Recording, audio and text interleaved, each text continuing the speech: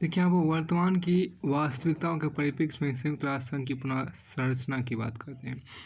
वर्तमान की वास्तविकताओं के परिप्रेक्ष्य में संयुक्त राष्ट्र संघ की पुनः संरचना की बात यहाँ पर की गई 1996 में आपको पूछा गया था।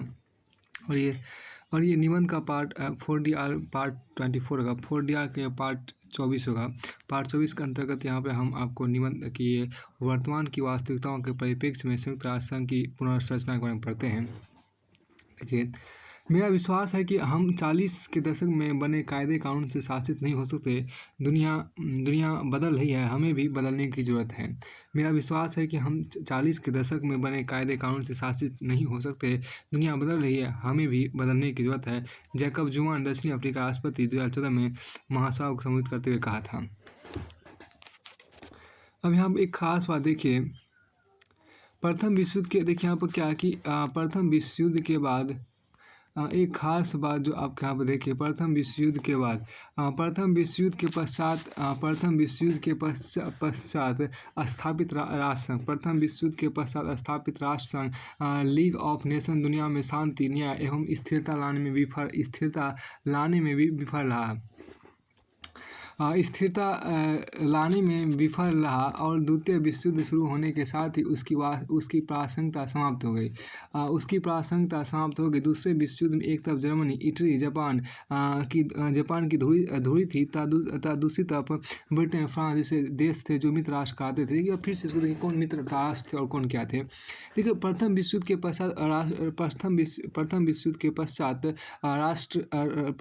पश्चात आपको राष्ट्र संघ अर्थात लीग ऑफ नेशंस दुनिया में शांति, न्याय एवं स्थिरता लाने में विफल रहा और द्वितीय विश्व युद्ध शुरू होने के साथ ही उसकी प्रासंगिकता समाप्त हो गई। दूसरे विश्व युद्ध में एक तरफ एक तो आपको जर्मनी, इटली, जापान की धुरी थी। देखिए, धुरी शक्ति मतलब जर्मनी, इटली, जापान। देखिए, जर्मनी, इटली और जापान मतलब धुरी शक्ति हो गया। एक होता दूसरी और ब्रिटेन, फ्रांस जैसे देश थे जो मित्र राष्ट्र कहा। ब्रिटेन, फ्रांस से देखिए, ब्रिटेन, फ्रांस, अमेरिका भी थे। ब्रिटेन, फ्रांस, अमेरिका और रूस भी शायद इसमें थे। तो ये सभी आपको मित्र राष्ट्र कहते थे। जो देखिए वास्तव मित्र राष्ट्र वे थे जो दुनिया भर में साम्राज्यवाद एवं उपनिवेशवाद के झंडा बरदार थे और जर्मनी, इटली, जापान इस साम्राज्यवाद उपनिवेशवाद में अपना न्यायपूर्ण हिस्सा चाहते थे। 1941 में हम देखिए 1941 से पूर्व सोवियत संघ एक तरह से जर्मनी का साथ ही देता रहा। फिर जब हिटलर के नेतृत्व में देखिए 1941 से पूर्व सोवियत संघ एक तरह जर्मनी का साथ ही देता रहा। फिर जब हिटलर के नेतृत्व में जर्मन फौज विशाल सोवियत जर्मन लोगों के लिए कब्जा करने के लिए आगे बढ़ी।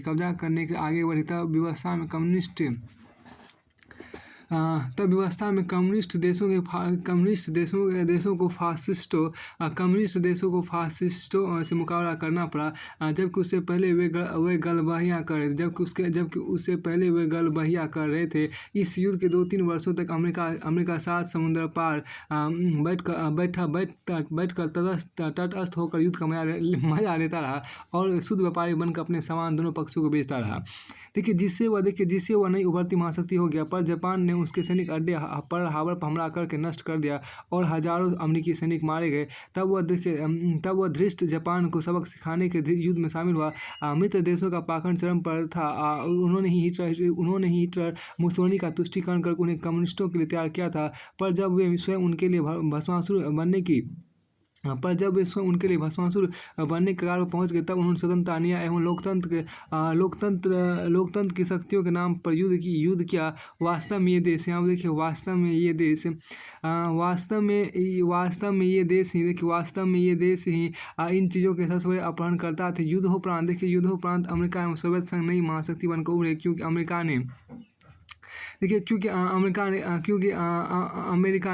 अमेरिका ने जापान एवं सोवियत संघ ने जर्मनी को जमीन सुंघाई थी। पुरानी महान शक्तियाँ ब्रिटेन एवं फ्रांस हालांकि विजेता बनी, पर लगभग तबाही के कारण पहुँच गए। इसलिए नई विश्व व्यवस्था की वार्ता में संयुक्त राज्य अमेरिका एवं सोवियत संघ की चली। 1945 में सैन फ्रांसिस्को में विश्व शांति के नए संगठन संयुक्त राष्ट्र के अधिकार पत्र पर हस्ताक्षर कर दिए गए और एक नया संगठन अस्तित्व में आया। और आगे इस संगठन को देखिए, इस संगठन का उद्देश्य युद्ध रोकना, मानव अधिकारों की रक्षा करना, अंतर्राष्ट्रीय कानून को निभाने की प्रक्रिया जुटाना, सामाजिक और आर्थिक विकास उभारना, जीवन स्तर सुधारना और बीमारियों से लड़ना। सदस्य राष्ट्रों को अंतर्राष्ट्रीय चिंताओं एवं राष्ट्रीय मामलों को उठाने का मंच यहाँ मिलता है। मानवीय उद्देश्यों के मानवीय उद्देश्यों को 1948 में मानव अधिकारों की सार्वभौम घोषणा की गई। मानवीय उद्देश्यों के 1948 में मानव अधिकारों की सार्वभौम घोषणा की गई। इस संगठन का सबसे निर्णायक संगठन था सुरक्षा परिषद, जिसमें 5 अस्थायी एवं 5 अस्थायी सदस्य रखे गए थे। अस्थायी सदस्य वे थे जो द्वितीय विश्व युद्ध के विजेता थे तथा भविष्य में शांति एवं सुरक्षा के लिए जिम्मेदार राष्ट्रों की तरफ उनकी पहचान की गई। संयुक्त राज्य अमेरिका, सोवियत संघ, फ्रांस, ब्रिटेन एवं चीन को वीटो पावर तब भी अपने वीटो की शक्ति में ये वीटो पावर देश कहा गया और इन्हें वोट की निषेधात्मक शक्ति दी गई। और यदि सुरक्षा परिषद पूर्ण बहुमत से भी कोई प्रस्ताव पारित कर दे तब भी अपने वीटो की शक्ति से ये 5 देश उस प्रस्ताव को निरस्त कर सकते थे। अंतर्राष्ट्रीय व्यवस्था की सामंतशाही भले तत्काल जरूरत रही हो, पर अंतर्राष्ट्रीय राजनीति में इसका सर्वसम्मति स्वागत कभी नहीं किया गया, क्योंकि यह राष्ट्र को अभिजन एवं सामान्य वर्गों के बीच बांटती है। पहले एवं दूसरे विश्व युद्ध से दुनिया का अस्तित्व के सामने खतरा उत्पन्न हो गया था। इसके लिए ऐसे संगठन की आवश्यकता थी जो युद्ध को निषिद्ध कर सके और अंतर्राष्ट्रीय विवादों को शांतिपूर्ण ढंग से निपटा सके तथा विश्व कल्याण के लिए भी कार्य कर। संयुक्त राष्ट्र की स्थापना के पीछे यही भावना थी। संयुक्त राष्ट्र महासभा संयुक्त राष्ट्र महासभा ने तो लोकतांत्रिक स्वरूप का होने की वजह से बेहतर कार्य किया था और इसका अपेक्षाकृत महत्व बढ़ रहा था। पर सुरक्षा परिषद में महाशक्तियों के निषेधाधिकार के कारण कार्य होना मुश्किल हो जाता है। सुरक्षा परिषद में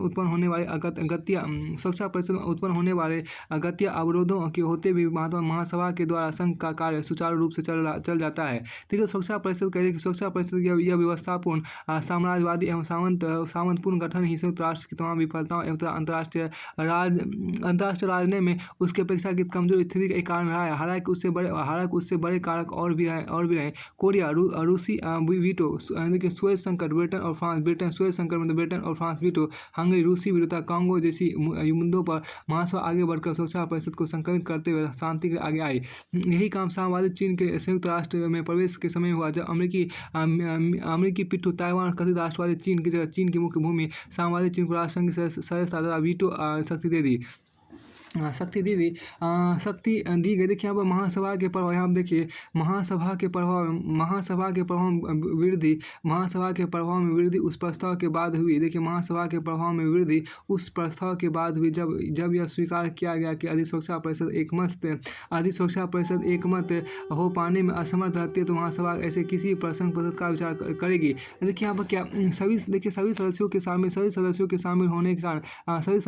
शामिल होने के कारण उसकी नैतिक वैधता भी ज़्यादा है। देखिए महासभा ने निषेधाधिकार के प्रभाव को थोड़ा कम किया है। जब रूस को अफगानिस्तान से फ्रांस में, ब्रिटेन को मिस्र से, अमेरिका को पनामा से हटने की व्यवस्था किया गया। जाम्बिया ने सेना बुलाए जाने के लिए दक्षिण अफ्रीका की व्यवस्था देखिए एक बार फिर से देखिए क्या कि जाम्बिया से सेना बुलाए जाने के दक्षिण अफ्रीका की व्यवस्था हो अथवा इजराइल द्वारा मिस्र के क्षेत्र छोड़ने की महासभा का मत ही स्थापित हुआ। के बाद के सुधारों में सुरक्षा परिषद में अस्थायी सदस्यों की संख्या 5 के बजाय 10 होने लगे। हालांकि उससे बस इतना फर्क पड़ा कि क्षेत्रीय प्रतिनिधित्व थोड़ा सघन हो गया। देखिए आर्थिक और सामाजिक परिषद अंतर्राष्ट्रीय न्यायालय पर भी महासभा ही प्रभावी है, क्योंकि यहाँ की प्रक्रिया पर बहुमत का प्रभाव है। यूनेस्को जैसी संस्थाओं जिससे ब्रिटेन और अमेरिका निकलना ही चाहते थे, क्योंकि इनका मानना था उनसे धन तो लिया जाता है, पर उनकी बात तो नहीं सुनी जाती। वस्तुतः ये महाशक्ति यहाँ भी विशेष अधिकार चाहती थी। इसलिए संयुक्त राष्ट्र के पुनर्गठन का प्रश्न अब जाकर 3 बातों पर टिक जाता है। पहला, सुरक्षा परिषद लोकतांत्रिक, दूसरा एक ध्रुवीय विश्व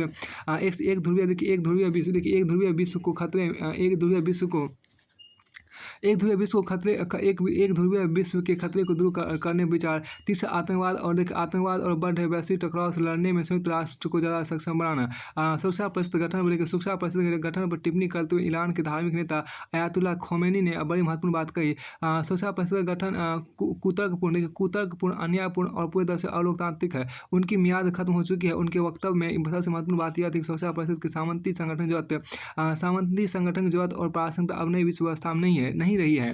देखिए नई विश्व व्यवस्था में फ्रांस एवं ब्रिटेन एक पिद्दी देश भर लगे जाएंगे। रूस की तो स्थिति और खराब हुई। यदि रूस के पास सेना अंतरिक्ष कार्यक्रम में परमाणु हथियारों का जखीरा न रहे तो वह एक महाशक्ति दावा नहीं कर सकता। भारत ब्राजील जर्मनी जापान जैसे देश ब्रिटेन फ्रांस एवं रूस जैसे देशों ज़्यादा महत्वपूर्ण आर्थिक ताकत बनने की प्रक्रिया में है। यही ताकत निर्णायक क्रय शक्ति के आधार पर तो भारत दुनिया की देखिए यहाँ पर क्रय शक्ति के आधार पर तो भारत दुनिया की तीसरी ताकत बन ही चुका है। यह वह जनसंख्या है। यहाँ देखिए क्या वह जनसंख्या के आधार पर दुनिया का दूसरा सबसे बड़ा देश है जो विशाल उपमहाद्वीपीय विस्तार में फैला है जिसके नाम पर एक महासागर का नाम है। एक महादेश जिसके नाम पर एक महासागर का नाम पड़ा है। अधिसंरचनात्मक दृष्टि से भारत बेहद सक्षम है। तो जो दुनिया को सबसे अधिक तकनीकी ग्रेजुएट दे रहा है वह विश्व का सबसे बड़ा उपभोक्ता बाजार है। जब सबसे बड़ा लोकतंत्र है अमेरिका रूस के बाद सबसे सक्षम अंतरिक्ष प्रौद्योगिकी वाला देश है। यह कृषि उपज में अग्रणी और दुनिया की चौथी सबसे बड़ी फौजी ताकत है। इसके पास आगे बढ़ने एवं देशों की मदद करने के बहुमूल्य संसाधन है। देखिए यहाँ पर भारत का महान इतिहास एवं समृद्ध विरासत रहा है। विश्व राजनीति एवं संयुक्त राष्ट्र संघ में इसने सक्रिय संयमित एवं सक्षम भूमिका अदा की है। वह एक स्वीकृत एवं घोषित परमाणु ताकत भी है। एक ऐसे में भारत का स्थायी सदस्य न होना एक अन्याय एवं षड्यंत्र की तरह लगता है। पर पाकिस्तान एवं चीन के द्वारा किया जाने वाला विरोध उसके आड़े आ सकता है क्योंकि रूस अमेरिका एवं चीन अंदर से ही नहीं चाहते कि उनकी चौधराहट एवं स्थिति में कोई अवरोध आए। वे विशेषाधिकार को बांटना नहीं चाहते। ब्रिटेन फ्रांस लोकतांत्रिकरण का दिखावा तो करते हैं पर समझ कर ताकि कोई यह ना कह सके कि वे ये दोनों यहाँ क्या कर रहे हैं। देखिए यहाँ बहुत अच्छी बात है कि पाकिस्तान एवं चीन के द्वारा किया जाने वाला विरोध उसके आड़े आ सकता है क्योंकि रूस अमेरिका एवं चीन अंदर से यह नहीं चाहते कि उनकी चौधराहट एवं स्थिति में कोई अवरोध आए। वे विशेषाधिकार को बांटना नहीं चाहते। ब्रिटेन फ्रांस लोकतांत्रिकरण का दिखावा तो करते हैं पर संभल कर ताकि कोई यह ना कहे कि ये दोनों क्या कर रहे हैं। फिर आपको आगे यहाँ पर देखिए खास बात जर्मनी के नाम पर यहाँ पर देखिए जर्मनी के नाम पर इटली को गहरी आपत्ति है। जर्मनी के नाम इटली को गहरी आपत्ति है। ब्रिटेन फ्रांस भी कुछ खास उत्साहित नहीं है। जापान की सदस्यता को चीन खुली चुनौती दे सकता है। रूस से भी उसके संबंध ठीक नहीं है। ब्राजील को लैटिन अमेरिका में मैक्सिको एवं अर्जेंटीना से चुनौती मिल रही तो दक्षिण अफ्रीका को अफ्रीकी महाद्वीप में नाइजीरिया मिस्र से चुनौती मिल रही है। इस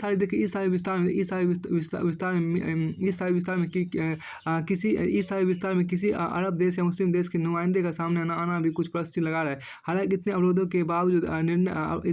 के बावजूद निर्णय लेने वाली शीर्ष संस्था महासभा साल भर इस विषय पर चर्चा करने के तैयार हो गई। ऐसी सफलता 70 साल के इतिहास में पहली बार मिली है। इससे पूर्व एक बार ही सुरक्षा परिषद का विस्तार हुआ जब 5 अस्थायी सदस्यों की जगह पर 10 अस्थायी सदस्य बनाए गए थे। महासभा की 67वीं बैठक में महासभा के सभापति सेम कुटेसा के नेतृत्व में संयुक्त राष्ट्र के पुनर्गठन में उसके लोकतांत्रिकरण पर चर्चा होगी। इसमें सुरक्षा परिषद के विस्तार पर बड़ी चर्चा होगा। कहा जा रहा है कि नए अस्थायी देशों को बगैर वीटो के अस्थायी सदस्य बनाने का दबाव दिया जा सकता है जिसे इन देशों को अस्वीकार कर देना चाहिए। क्योंकि एक ध्रुवीय विश्व में एक दंतविहीन सुरक्षा परिषद में बगैर वीटो के अस्थायी सदस्यता एक सजावटी प्रहसन मात्र होगी। एक देखिए यहाँ पर क्या एक कूटनीतिज्ञ ने इस स्थिति की बगैर इंजन की रेलगाड़ी से तुलना की है। वास्तव में सुरक्षा परिषद अस्थायी एवं अस्थायी दोनों तरह के दोनों तरह के सदस्यों को बढ़ाए जाने में पर्याप्त क्षेत्रीय प्रतिनिधित्व देने। अभी तो दुनिया का एक छोटा सा हिस्सा यूरोप अस्थायी सदस्य था। अभी तो दुनिया का एक छोटा सा हिस्सा यूरोप अस्थायी सदस्यता का 3/5 हिस्सा लेकर मजे ले रहा है। ले रहा है की जरूरत है। देखिए यहाँ पर क्या कि यूरोप अस्थायी सदस्यता का क्या जरूरत है। अभी तो दुनिया का एक छोटा सा हिस्सा आपको छोटा सा यूरोप अस्थायी सदस्यता का 3/5 हिस्सा लेकर मजे ले रहा है। फिर देखिए यहाँ पर क्या है कि वास्तव सुरक्षा पर अस्थायी एवं अस्थायी दोनों तरह के सदस्यों को बढ़ाए जाने एवं पर्याप्त क्षेत्रीय प्रतिनिधित्व देने की जरूरत है। ऐसा सुरक्षा परिषद की विश्वसनीयता एवं संयुक्त राष्ट्र की प्रतिष्ठा के लिए आवश्यक है। देखिए यहाँ पर अभी तो परिषद का बहुत से देशों का विश्वास, देखिए अभी तो परिषदों पर बहुत से देशों का विश्वास ही नहीं रह गया। जहाँ अंतर्राष्ट्रीय समुदाय का उचित प्रतिनिधित्व नहीं है और समान महाद्वीपीय प्रतिनिधित्व की भी अनदेखी की गई है। सुरक्षा परिषद सामूहिक रूप से सामूहिक सुरक्षा के सिद्धांत पर गठित था। देखिए वीटो पावर का आधार भी यही था। पर वीटो पावर एवं महाशक्तियों की मनमानी के कारण सुरक्षा परिषद अपने सामूहिक कार्यों में विफल रहा। देखिए परिषद का उचित क्षेत्र परिषद को उचित क्षेत्रीय सांस्कृतिक एवं रणनीतिक पुनर्गठन होना ही चाहिए। प्रसिद्ध लेखक गुडरिच एवं हेम्ब्रा के अनुसार चार्टर को अनुच्छेद इतना विवादास्पद नहीं है जितना 27वां अनुच्छेद, जो कि कुछ देशों को निषेधात्मक शक्ति देता है। संयुक्त राष्ट्र के पुनर्गठन की मांग वीटो पावर के दुरुपयोग से ही उपजी है। संयुक्त राष्ट्र के पुनर्गठन की मांग वीटो पावर के दुरुपयोग से ही उपजी है। फिर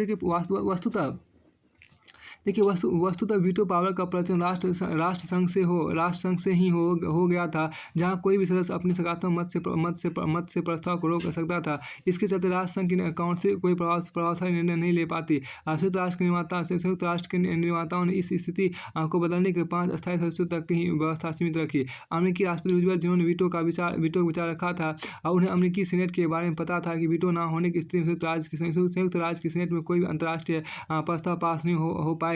इससे अंतर्राष्ट्रीय सुरक्षा का दायित्व निभाने जा रही शक्तियों को वीटो दिया गया। पर यह व्यवस्था तब की थी आज की परिस्थितियों में काफी परिवर्तन हो चुका है। इससे संयुक्त राष्ट्र का पुनर्गठन एक अपरिहार्य प्रक्रिया है। आज संसार में बहुत ध्रुवीय व्यवस्था की सख्त जरूरत है। इसकी शिद्दत से जरूरत महसूस की जा रही है कि महाशक्तियों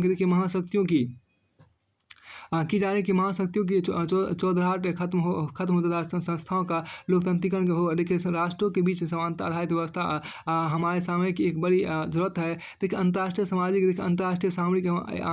सामरिक एवं आर्थिक समीकरणों का भी यहाँ ध्यान दिया जाए। देखिए 1945 में जब संयुक्त राष्ट्र संघ का गठन हुआ था तब सिर्फ 51 देश सदस्य थे। अब 190 से अधिक देश उसके सदस्य हैं, जो अभी 192 हो चुके हैं, जो विभिन्न विचारों एवं संस्कृतियों का वर्णन करते हैं। अब समस्याओं का स्वरूप भी दूसरा है। जलवायु परिवर्तन, समावेशी विकास, आतंकवाद एवं नई तकनीकों, अंतर्राष्ट्रीय वितरण, विषमता, भूख वैश्वीकरण के लाभों का समान वितरण अब ज़्यादा ज्वलंत मुद्दे हैं। देखिए एक ध्रुवीय विश्व में चीन और भारत का उभार भी एक वास्तविकता है। इस परिप्रेक्ष्य को अब नजरअंदाज नहीं किया जा सकता। देखिए फिर भी बदलाव भी इतने आसान नहीं है। बदलाव का विरोध करने हेतु पाकिस्तान जैसे प्रमुख देशों ने कॉफी क्लब बनाए। देखिए जिसमें अनेक देश उपस्थित रहते हैं। यह चिंताजनक है क्योंकि 2/3 बहुमत में इससे कमी आ सकती है। लेकिन यह नई विश्व व्यवस्था के साथ अन्यायपरक है, क्योंकि नई सदी में उभार उभार G20 सदस्यों में आगे आने की अपेक्षा करते हैं। अमेरिका का इस बारे में कोई स्पष्ट मत नहीं है। वह जर्मनी एवं जापान के लिए ज़्यादा आतुर था, क्योंकि इन अमीर देशों ने संयुक्त राष्ट्र में वैश्विक विकास मदों में भारी हिस्सा दिया है। पर पुनर्गठन के हो हल्ले ने उसके पैर बांध से दिए हैं। रूस का रुख भी मिला जुला ही है। वह चाहता है कि सुधार ऐसे हो जिसमें वर्तमान राष्ट्रों के विशेषाधिकार पर कोई आँच न आए। संयुक्त राष्ट्र के उद्देश्य शांतिपूर्ण, पारदर्शी एवं समावेशी स्वरूप होना चाहिए। चीन कहता है कि इसके लिए सर्वसम्मति हो। कॉफी क्लब को कॉफ़ी क्लब को ही बढ़ावा देता है। सदस्य देशों की एकता की सदस्य देशों की एकता की कीमत पर सुधार। देखिए, सदस्य देशों की एकता की कीमत पर सुधार ना हो, वह पाकिस्तान एवं इटली जैसे देशों की आपत्तियों पर विचार करना चाहता है। वास्तव में चीन भारत एवं जापान दोनों का अस्थायी वास्तव में चीन भारत एवं जापान दोनों को अस्थायी सदस्यता से रोकना चाहता है। इस तथ्य के बावजूद चीन की सदस्यता का प्रस्तावक भारत ही था। पर सुधार तार्किक और नैतिक भी। पहले बहुत कम सदस्य थे, अब देखिए पहले बहुत कम सदस्य अब सदस्य भी बड़ी संख्या में बढ़े हैं। अंतर्राष्ट्रीय समीकरणों में क्षमताओं में बदलाव आया, इसलिए चाहे चार्टर का संशोधन ना भी किया जाए, पर तब भी सुरक्षा परिषद की पुनर्रचना और उसकी मतदान प्रक्रिया में तो परिवर्तन करना ही होगा। कुछ विशेषज्ञ तो यह भी कहते हैं कि भारत को अस्थायी सदस्यता की भिक्षा नहीं मांगनी चाहिए।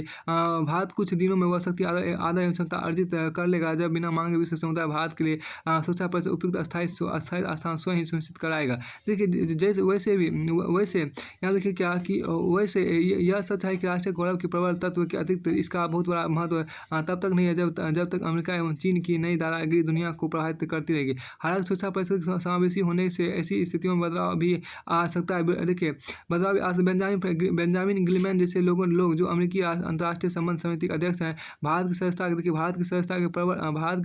के प्रबल पैरोकार हैं। भारत का खुलकर विरोध कोई वीटो ताकत नहीं कर रही है। भारत का खुलकर विरोध कोई वीटो ताकत नहीं करे। ब्रिटेन एवं फ्रांस ने तो उसे खुलकर समर्थन भी दिया है। ऐसे में कहना ना होगा कि संयुक्त राष्ट्र का पुनर्गठन आज की नई दुनिया के परिप्रेक्ष्य में अपर्याय हो गया है। यदि संयुक्त राष्ट्र को देखिए यहाँ पर क्या यदि संयुक्त राष्ट्र को अपनी प्रासंगिकता बनाए रखनी है। देखिए, यदि संयुक्त राष्ट्र को अपनी प्रासंगिकता बनाए रखनी है और शांति एवं समृद्ध दुनिया बनाने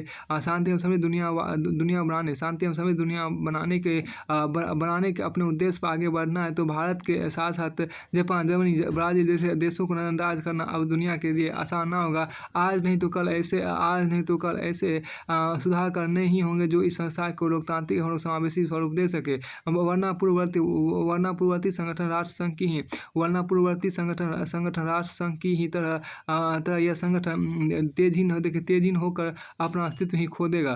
फिर अब अगर यहाँ पे ऐसे अगर आपके यहाँ पर है समाजवाद के मुख्यतः यहाँ देखिए नव समाजवाद के जो आपको मुखौटे हैं उसके यहाँ पर देखिए आपके यहाँ तीसरा ऐसे आपको देखिए आपको 2003 पूछा गया था। देखिए, कोलंबस की यात्रा से लेकर दूसरे विश्व तक कहीं तो 1980 तक दुनिया भर में यूरोपीय अमेरिकी मॉडल का बाजार आधारित उपनिवेशवाद, साम्राज्यवाद, वाणिज्यवाद, पूंजीवाद वाणिज्यवाद कहीं बोलते पूंजीवाद दुनिया भर के देशों में कभी नाश होते शुरू वाले साम्राज्य एवं उपनिवेश बनता रहा। उसने स्वतंत्रता एवं न्याय का हो हल्ला मचा के दोनों विश्व युद्ध तो जीते, पर नैतिक व्यावहारिक रूप में उसकी सत्ता उपनिवेशों एवं समाजों में रखने लगी।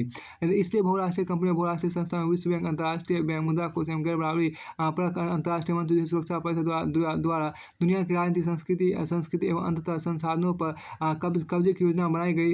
इन्हीं लोगों ने बाद में शीत युद्ध भी जीत लिया और जीन कस के घोड़े पर सवार है।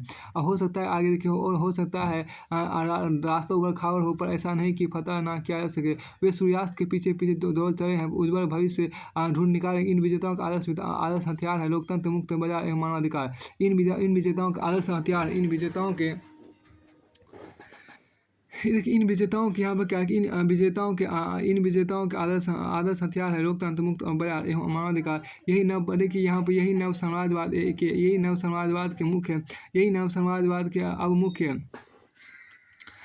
नव समाजवाद के अब मुख्यतः हैं मुक्त व्यापार द्वारा ये भूमंडलीकरण उदारीकरण के गीत गाते हैं। पश्चिमीकरण इनका वाहन होता है। WTO देखिए यहाँ पर WTO, IMF एवं विश्व बैंक इनके उपकरण है। मानवाधिकार, जनसंहारक हथियारों से मुक्ति, आतंक के खिलाफ युद्ध, ये सारी परियोजनाएं नव समाजवादी, नव उपनिवेशवादी चैंपियनों की परियोजनाएं हैं, ताकि संसाधनों लूट को भी नैतिक आधार देखिए यहाँ पर क्या नैतिक आधार मिल जाए। लोकतंत्र उनके लिए मुफीद है क्योंकि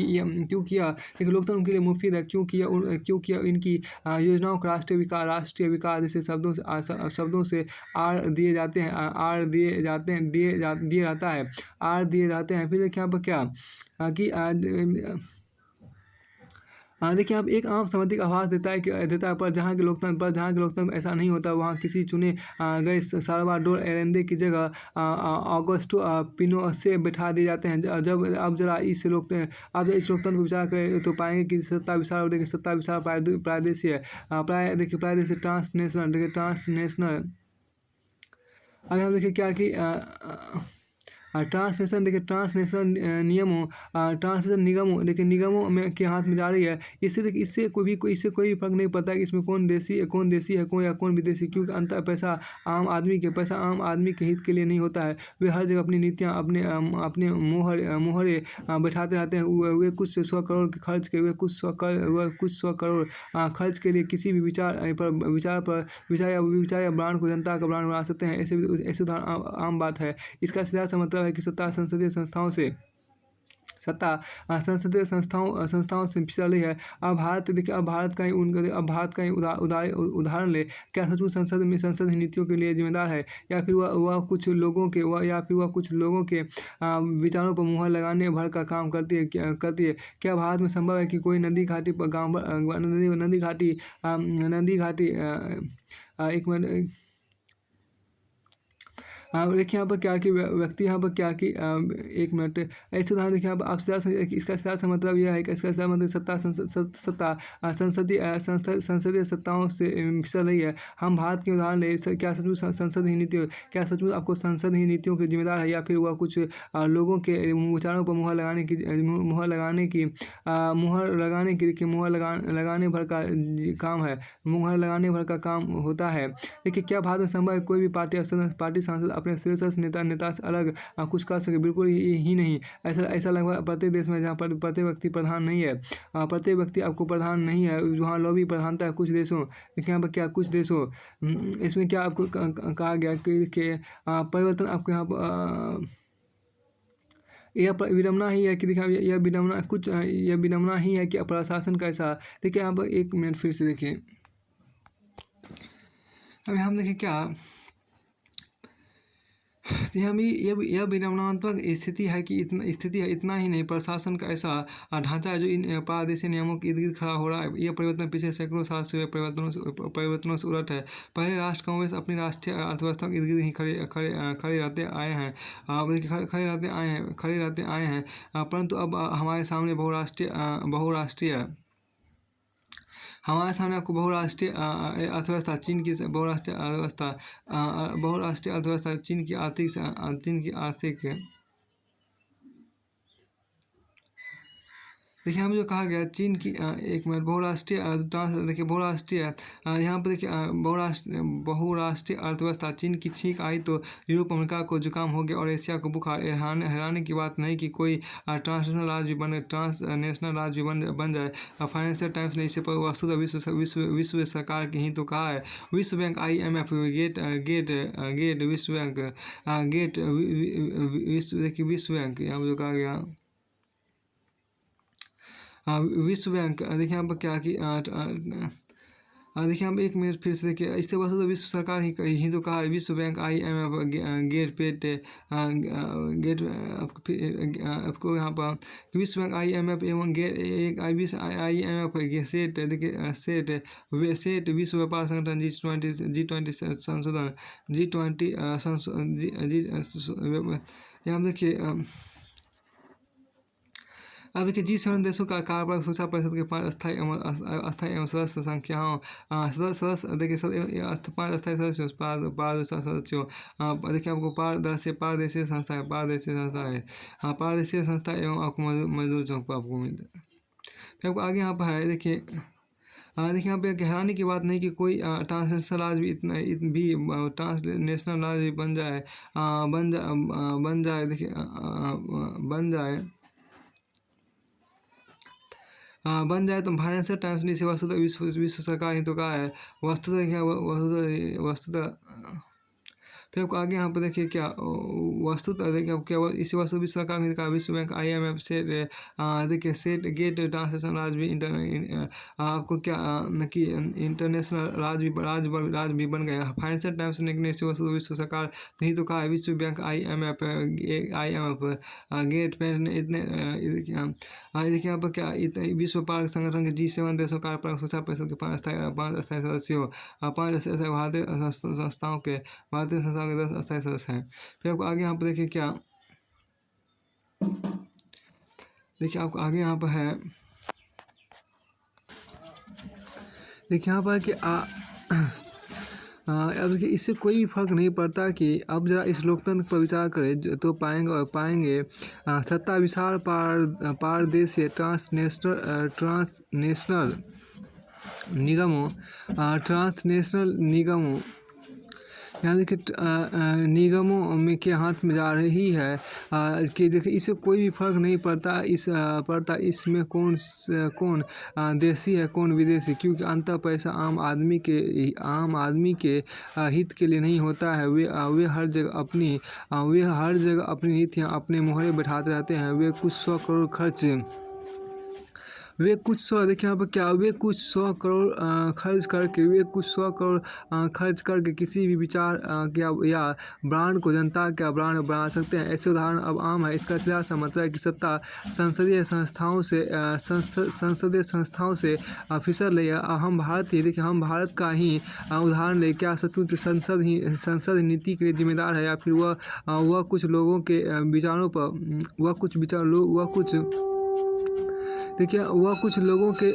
पर मुहर लगाने के भर काम करती है। क्या भारत में संभव है कोई भी पार्टी सांसद अपने शीर्षस्थ नेता से अलग कुछ कर सके? बिल्कुल ही नहीं। ऐसा लगभग प्रत्येक देश में है। जहाँ व्यक्ति प्रधान नहीं है वहाँ लॉबी प्रधानता है।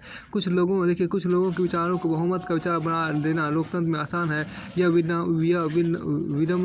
विडम्बनात्मक स्थिति है। इतना ही नहीं, प्रशासन का ऐसा ढांचा है जो इस प्रादेशिक निगमों के इर्द गिर्द खड़ा हो रहा है। ये परिवर्तन पिछले सैकड़ों सालों से परिवर्तनों से उलट है। पहले राष्ट्र कमोबेश अपनी राष्ट्रीय अर्थव्यवस्था इर्द गिर्द ही खड़े रहते आए हैं।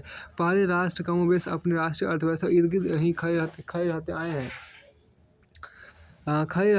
देखिए। परंतु अब हमारे सामने है बहुराष्ट्रीय अर्थव्यवस्था। चीन को छींक आए तो यूरोप अमेरिका को जुकाम हो गया और एशिया को बुखार। हैरानी की बात नहीं कि कोई ट्रांसनेशनल राज भी बन जाए। फाइनेंशियल टाइम्स ने इसे वस्तुतः विश्व सरकार ही तो कहा है। विश्व बैंक IMF गेट विश्व व्यापार संगठन G7 देशों कार्यपालक सुरक्षा परिषद के 5 अस्थायी सदस्य पारदर्शी संस्थाएं संसदीय संस्थाओं को भी सत्ताच्युत कर दे रही है। देखिए यहाँ पर क्या है कि इसमें भारत के किसान आत्महत्या कर ले पर मोनसेंटो पर आँच नहीं आएगी। उनकी ज़मीनें हड़पी जाएगी। वेदांता और टाटा उन्हें बेघर बनाती रहेगी। 4 करोड़ छोटे दुकानदार की कीमत पर वालमार्ट आज नहीं तो कल आएगी ही। भारतीय श्रमिकों कानून पूंजीपति मित्र बनाकर श्रम सुधारों के रूप में लाए ही जाएंगे। इन्हें नहीं रोका जा सकता है। एक एनरॉन आती है और पूरे देश के विरोध के बावजूद मुख्यमंत्री और केंद्रीय मंत्रियों से कुछ महत्वपूर्ण लोगों पर सैकड़ों करोड़ रुपया उन्हें प्रशिक्षित करने पर खर्च करके मनमाने समझौते कर लेती है। इकोनॉमिस्ट पत्रिका सुझाती है कि नीति को राजनीति से अलग रखना कितना जरूरी है ताकि कंपनियों के हित संवर्धन में विचारधारा आड़े न आए। नोम चॉम्स्की के शब्दों में दुनिया का सबसे बड़ा उद्योग है सहमति निर्माण उद्योग। दुनिया भर की समानता, उदारीकरण, वैश्वीकरण, मुक्त व्यापार, लोकतंत्र के लिए सहमतियाँ निर्मित करने पर जुटी है। सहमतियाँ निर्मित करने देखिए यहाँ पर दुनिया का सबसे बड़ा उद्योग है सहमति निर्माण उद्योग। दुनिया भर की सत्ताएं उदारीकरण, वैश्वीकरण, मुक्त व्यापार, लोकतंत्र के लिए सहमतियाँ निर्मित करने पर जुटी है। और ये सहमति जवाबदेही से परे बड़े हैं उनके खिलाफ बोलना कुर्फ है, और इनके खिलाफ बोलना देश के खिलाफ बोलना है, इनके खिलाफ बोलना समाज के खिलाफ बोलना, देखिए विकास विरोधी होना, विकास विरोधी होना है इत्यादि। बहुराष्ट्रीय कॉरपोरेशन में किसी भी इंसान संस्था से ज़्यादा सोपान किसी भी इंसानी संस्था से ज़्यादा कड़ा सोपान क्रम होता है। यह विश्व देखिए यह निश्चय ही सर्वसत्तावाद एवं गैर जवाबदेही की शक्ल में है। देखिए थॉमस जेफरसन ने भी अपने थॉमस जेफरसन ने भी अपने आखिरी दिनों में चेतावनी दी थी कि ब्रेकिंग संस्थाएं पैसा एवं निगम आज़ादी को नष्ट करके सर्वसत्तावाद को लाभ बैठाएंगे और अमेरिकी क्रांति हासिल की गई जीते बाकी नहीं बचेगी। कुछ अर्थशास्त्र इंगित करते हैं कि दुनिया भर में बैंकों, शेयर बाजारों, करों एवं संरक्षण की वजह से जितनी सब्सिडी अमीरों को मिलती है, गरीबों की संख्या उससे 10 गुनी होने के बावजूद गरीबों को मिलने वाली सब्सिडी 10 गुनी कम है। गरीबों की संख्या उनसे 10 गुनी होने के बावजूद देखिए गरीबों की संख्या उनसे 10 गुनी होने के बावजूद गरीबों को मिलने वाली सब्सिडी 10 गुनी कम है। फिर भी विश्व बैंक से लेकर सभी कथित अर्थशास्त्री गरीबों की इस सब्सिडी पर लानते भेजते रहते हैं। मुक्त बाजार वाले भविष्य का ही पाखंडी मॉडल है। यहाँ लाभों का निजीकरण होता है, यहाँ लाभों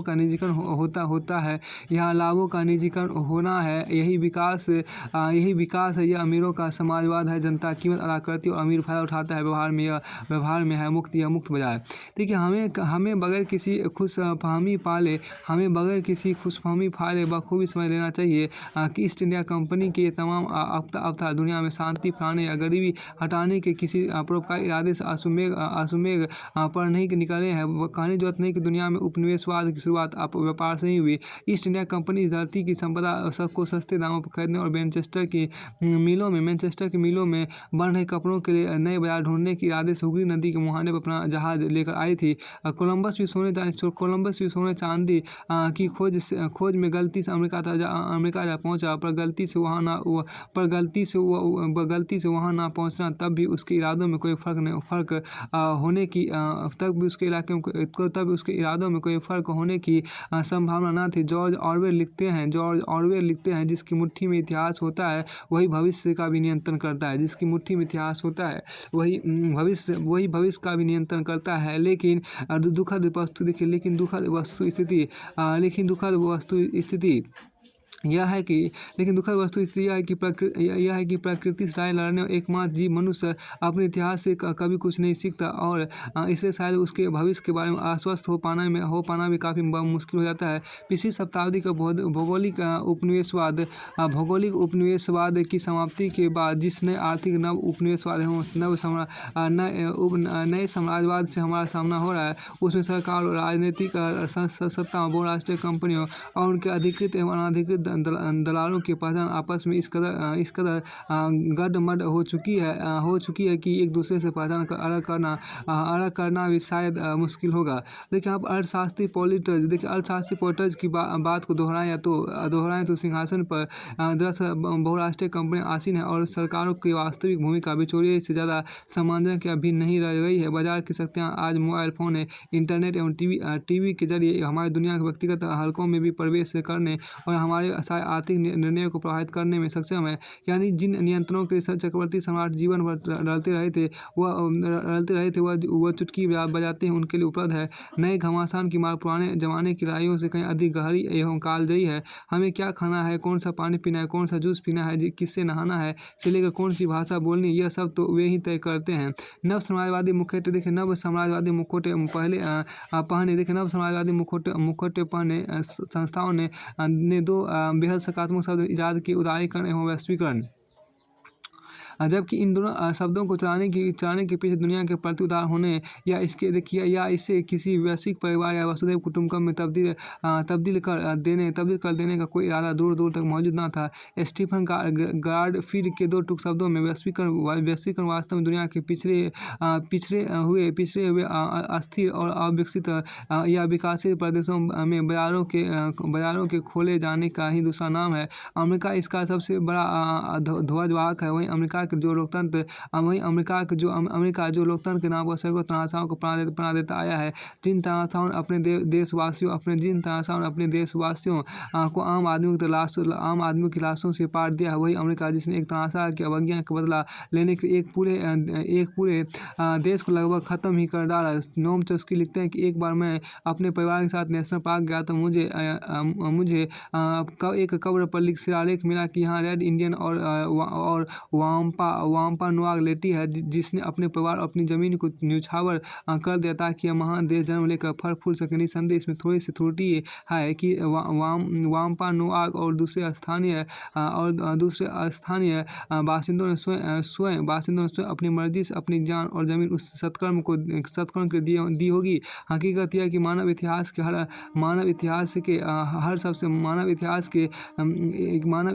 के सबसे बड़े कत्लेआम के तहत उन लोगों को बर्बरता से मारकर कुचला गया और नेस्तनाबूद कर दिया गया। हम अमेरिकी हर अक्टूबर में कोलंबस डे की शक्ल में उसी कोलंबस का सम्मान करते जो स्वयं लाखों की जान लेने वाला हत्यारा था। देखिए हमारे इतिहास में बताया जाता है कि विश्व युद्ध शांति स्थापना के लिए लड़ा गया और परमाणु बम शांति का हथियार था, क्योंकि इसमें तीसरा विश्व युद्ध रोकने में मदद मिलेगी। बेशक अमेरिका और यूरोप में अपेक्षा की शांति न रही, पर दुनिया के सैकड़ों देशों में समाजवादी शक्तियों द्वारा छेड़े गए युद्धों का क्या? कोरिया, वियतनाम, ईरान, इराक, फिलिस्तीन, अफगानिस्तान, कंबोडिया, कांगो, हर जगह मानवता का विनाश किया जा रहा है। कहीं मानवाधिकार के बहाने, कहीं लोकतंत्र के बहाने, कहीं सामूहिक विनाश के हथियार खोजने के बहाने और कहीं आतंक के विरुद्ध युद्ध के बहाने। पर अमेरिका अपने घर के पिछवाड़े में छिपा कर रखे सामूहिक विनाश के हथियार आतंकी सरगना तनाशाओं पर कभी ध्यान नहीं दिया। नव समाजवाद का एक मुखौटा एवं उसके प्रचार अभियान का एक उपकर हॉलीवुड भी है, जो इन सारे अभियानों का महात्मायीकरण करता है। फिलहाल पूंजीवाद का अमेरिकन मॉडल, अमेरिकन ड्रीम बहुत तेजी के साथ अपने विश्वव्यापी असमय यात्रा पर निकल चुका है। इस रथ को मोड़ने एवं रोक देने की कुव्वत किसी देश या संस्थान में दिखाई नहीं दे रही है। पर क्या जनता एक होकर नव साम्राज्यवाद के नए संकट को पहचान सकेगी? यह बहुत बड़ा प्रश्न चिन्ह दुनिया के सामने है। अमेरिका के लोकतंत्र मानवाधिकार एवं स्वतंत्र व्यापार के पाखंड को उघाड़ने वाले सबसे महान कविता एमेनुअल आतेज ने लिखी, जो 9/11 के बाद अमेरिकी प्रतिक्रिया को लक्ष्य करके लिखी गई थी। आपको फिर भी अपने मृतकों की याद में एक लम्हे का मौन चाहिए। हम आपको दे सकते हैं जीवन भर का खालीपन, बिना निशान की कब्रें, हमेशा के लिए खो चुकी भाषाएं, जड़ों से उखड़े हुए दरख्त, जड़ों से उखड़े हुए इतिहास, अनाम बच्चों के चेहरों से झांकती मुर्दा टकटकी। अब देखिए टेलीविजन एवं सिनेमा की तरह अब खेल भी बाजार और इसी के रास्ते नव समाजवाद के उपकरण बन चुके हैं। खिलाड़ी का कौशल नहीं, उसकी देह हस्ती या उसका ग्लैमर ज़्यादा महत्वपूर्ण है। सट्टे के रूप में अलग सट्टा बाजार है। कई जगह देखिए इसे कानूनी कर दिया गया है। बड़े खेल देखिए यहाँ पर बड़े यहाँ देखिए क्या बड़े देखिए यहाँ पर क्या कि बड़े खेल आयोजनों में दुनिया की बड़ी कंपनियों का दाव लगा रहता है। कतर में होने वाले विश्व कप के लिए लगाए गए सैकड़ों मजदूर या तो मर गए या उन्होंने आत्महत्या कर ली। रियो ओलंपिक के लाखों लोगों को उजाड़ दिया गया। भारत में लूट का पर्याय बन गए कॉमनवेल्थ खेलों में सौंदर्यीकरण के नाम पर लाखों पटरी दुकानदार झुग्गीवासियों को नेस्तनाबूद कर दिया। कुछ लोगों को भले दृश्य दिखे, इसलिए हर वर्ष दुनिया में करोड़ों लोगों का आसन उजाड़ दिए जाते हैं। ये सब करवाता कौन है? किसके लिए ये सब आयोजित होता है? जाहिर है उसके पीछे होता है कोई मुखौटा धारण किए हुए नव समाजवादी एजेंट। कहा जाता है कि परंपरागत खेती किसानों की आत्महत्या की वजह है। खेती छोड़ दो, मजदूर बन जाओ, गाँव खत्म कर दो, स्मार्ट शहर बना दो। पर क्यों? क्योंकि यांत्रिक रासायनिक खेती के लिए मोनसेंटो बुपेट तैयार है। वे ही परंपरागत खेती को फिर जैविक खेती के रूप में लाएंगे और कमाएंगे। अब अरबों कमाएंगे अरबों डॉलर। जबकि सच यह है कि जैविक खेती ही भारत की परंपरागत खेती है, और आज जिसे परंपरागत खेती कहा जाता है वो उपनिवेशवाद एवं उत्तर हरित क्रांति नीतियों की उपज है। देखिए नव समाजवाद के दोनों हाथों में लड्डू है। वह एक तरफ रसायन, बीज, कीटनाशक और अंत मृत्यु बेच रहा है, दूसरी तरफ को जैविक खेती के व्यापार पर एक अधिकार बना रहा है। अब आज चीज़ों को उनके विपरीत पुकारने का दौर है।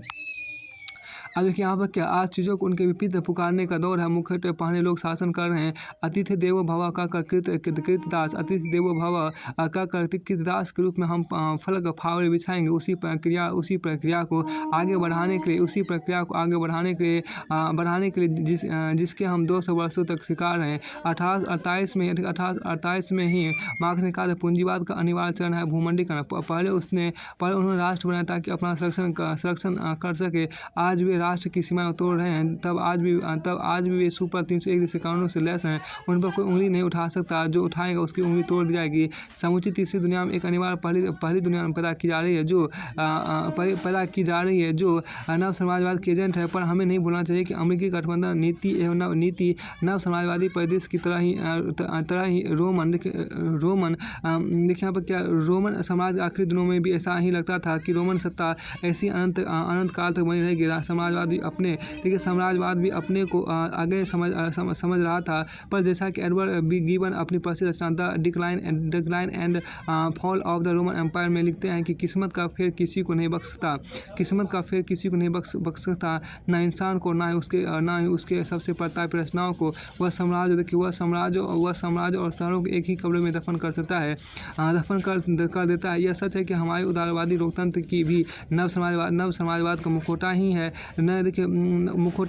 देखिए पर वास्तविक वसुधैव कुटुंबकम वाले वैश्वीकरण की नियति वास्तविक लोकतंत्र में ही छिपी होती है। उस लोकतंत्र की आशा धूमिल नहीं है। भारत में समाज एवं समुदाय की मजबूती, शिक्षा के ढांचे को उठाने तथा जन प्रतिरोध के प्रति जागरूकता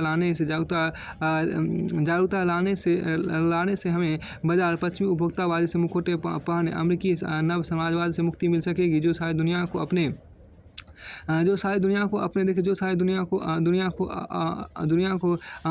ही रंग में रंग डालना चाहता है। पूरी दुनिया को Syria, Vietnam, Somalia, Iraq, Libya, Yemen, Cambodia, Afghanistan, Pakistan होने से बचाना है तो हमें उसे तुरंत पहचानना होगा, उसके मुखौटों को पहचानना होगा। तब वास्तविक नेतृत्व, वास्तविक लोकतंत्र, वास्तविक राष्ट्रवाद, वास्तविक विकास एवं वास्तविक आज़ादी के मायने पहचानने होंगे। हमें अपनी जड़ों से जुड़ना होगा, विवेक को जागृत करना ही होगा। फिर आगे हम देखिए आपको अगला ऐसे यहाँ पर है वैश्वीकरण बनाम राष्ट्रवाद की बात यहाँ पर की गई है।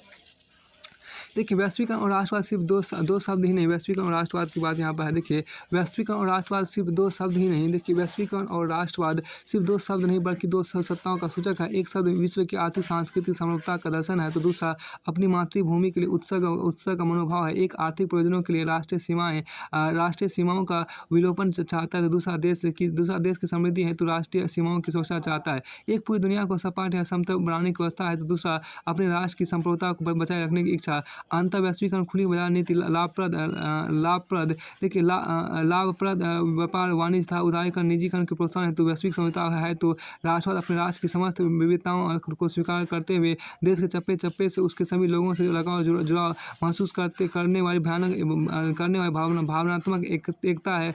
अतः यहाँ देखिए प्रश्न उठता है कि क्या वैश्वीकरण और राष्ट्रवाद परस्पर विरोधी धारणाएं हैं या फिर ये एक दूसरे के पूरक है। क्या वैश्वीकरण और राष्ट्रवाद का अस्तित्व संभव है कि या अस्तित्व पर रक्षा के प्रश्न पर दोनों भिड़ने को तैयार है। देखिए यहाँ पर और भूमंडलीकरण और राष्ट्रवाद के अंतिम निहितार्थ से मानव विकास की संभावनाओं को बल मिलता है या नहीं। लेकिन इन प्रश्नों के अलावा इस संदर्भ में व्यवस्था संचालन हेतु राष्ट्र की अवधारणा, स्वदेशी पूंजी एवं वस्तु का महत्व, संस्कृतिगत समरूपता या विविधता का सवाल भी प्रासंगिक मालूम पड़ता है। इस प्रकार वैश्वीकरण और राष्ट्रवाद का अंत संबंध पर विशेष पड़ताल की आवश्यकता है। देखिए यहाँ पर देखिए वैश्वीकरण ग्लोबल विलेज विश्वग्राम की अवधारणा के साथ आया। इस दौर में यह धारणा मजबूत हुई कि सारी दुनिया एक गांव के समान है, जिसका सारा दुख, साझा लाभ हानि और साझी संस्कृति होगी। सूचना संसाधन और पहुँच के मामले में सचमुच विश्व एक गाँव में तब्दील हो गया। न सिर्फ